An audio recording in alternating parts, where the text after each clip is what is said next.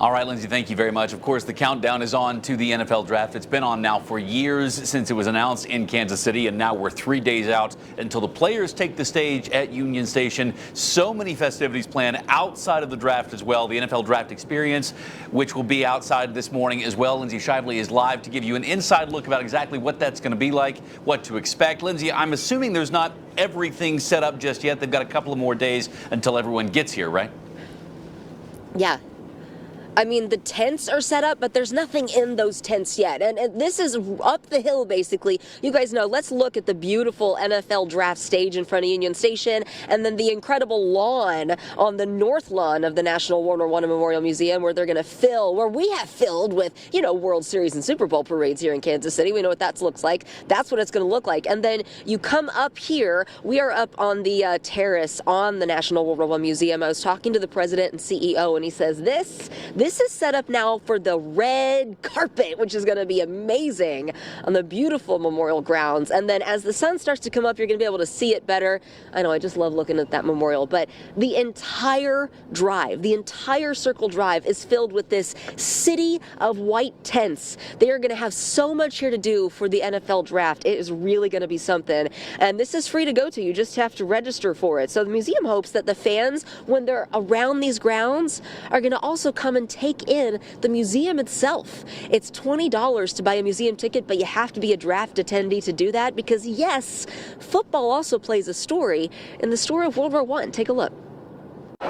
Not only is the National World War I Museum going to be open during the draft, they're even going to have like a selfie station set up for people to come enjoy. They'll be selling Kansas City merchandise like they always do, and they'll be selling a World War I era football. How about that? So what in the world does World War I have to do with football? Well, oh, good catch, Dr. Naylor, the president and CEO of the museum here. So, yeah, how does football fit into the story of World War I? So football was a couple of decades old by the time that the war started. And then really 2 ways. In order to get the troops ready, this was a great way to get them fit. So leading up to in the camps and the training camps, football will be played as a fitness pursuit. And then during the war itself, a great way to interrupt boredom. So build friendships, camaraderie. So football was then was played by American troops during the war itself. And that's part of the exhibit here. Where are we right now? Yeah, we're in exhibit hall. This is entertaining the troops. We tell the story here of what happened. You know, it's said that World War I was months of boredom interrupted by moments of sheer terror. So what did the troops do during those times? And so in this really wonderful exhibition, we tell the story of how were the troops entertained during World War I. And in the gift shop, along with those World War I era footballs, you'll find this book by Chris Serb, War Football, World War I and the Birth of the NFL.